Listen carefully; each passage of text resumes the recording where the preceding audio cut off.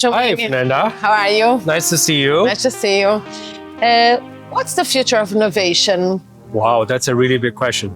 AI, of course, is changing innovation a lot, but most of the time we will look at this from the angle of us as market researchers, as innovators, as marketers.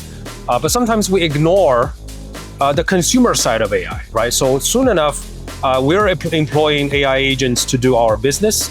Consumer is very quickly going to adopt agent to do their product choices.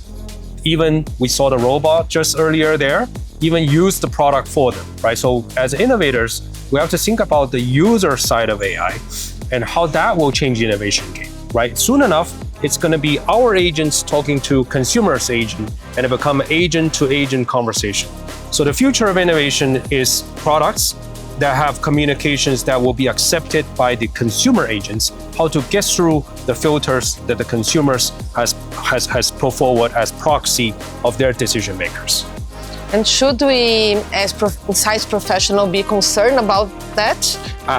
There is a lot of fear, thinking that AI is going to replace our jobs, but I think that we have to look at this from what is this job for versus what is the tool that we use, right? So we as innovators, the goal here is to launch better products for our clients. That has not changed. The tool set, of course, is different. So I feel personally that we're empowered by AI to do things that we couldn't before, rather than only feeling that we're being replaced by AI, right? So we're being empowered rather than replaced. So I don't think we should be fearful of AI. We should be embracing it, and it will do magic for us.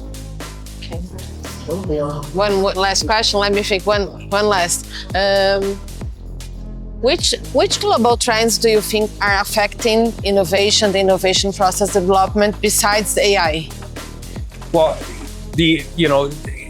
we're talking about AI as a virtual entity.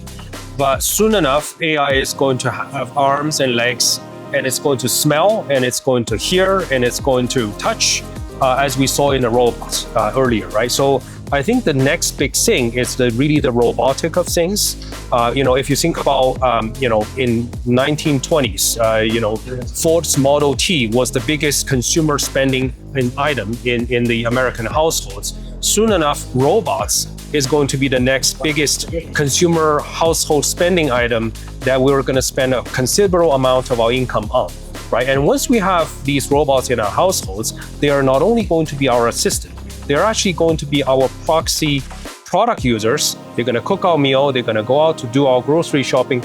And once we're there, the entire game of retail and product communication and acceptance and product usage experience changes with it, right? So it's right now we're only seeing AI in the brains side of things, but AI is going to grow arms, going to grow legs, and the physical form of AI is going to be really the big next thing to come. Interesting. One last question, and with all this time that's gonna rest for consumers or people, what are you going to be doing this free time?